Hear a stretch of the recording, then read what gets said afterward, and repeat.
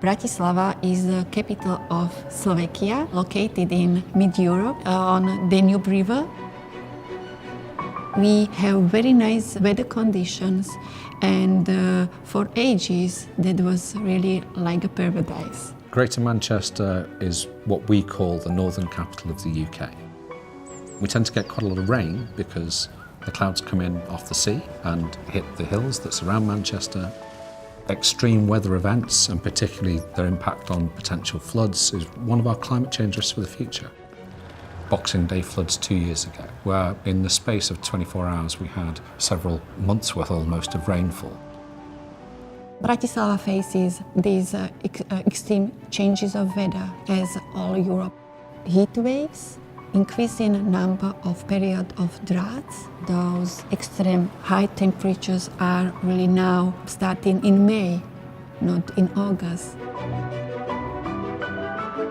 We're planning for an increased number of people who will live in the city. But at the same time, we're starting to build into that plan contingencies for future climate change.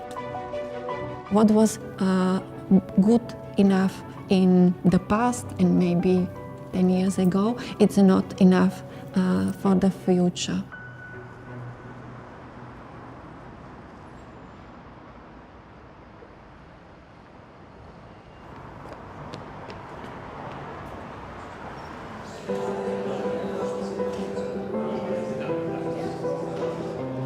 If you have been asked to make your city climate resilient and you're wondering where to start, the RESIN project is the place to start.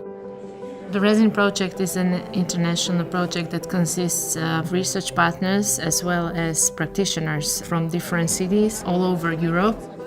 All the tools will be online, so it's like a project management front end to the steps of making your city climate resilient.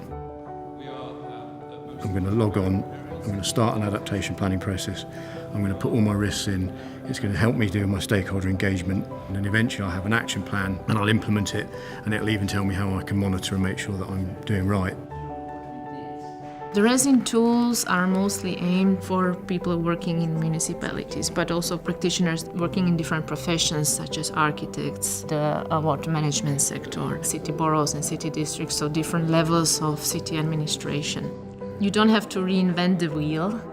You can use these tools because you can be sure that they've been tested and they have the best current knowledge available from different Europe's research institutions and academic partners and cities that deal with problems just like your city probably is dealing with. As a climate resilience officer, the RESIN tools definitely make my job easier. The decision makers in Greater Manchester need to know key issues and why they should do something about it, and I genuinely think that already it's making it easier for us to have those conversations. I think one of the strengths of the RESIN project is that it brings together cities that might not have exactly the same issue of climate change adaptation to deal with, but they have to deal with the same processes to understand how they can plan for change and how they can deliver change. We would use the RESIN tools to look at different options, to assess what's possible. It's going to start a conversation, and I think that's the most important, that you have the conversation. We seem to tackle all the same things, and you can always learn from each other. This cooperation really is perfect.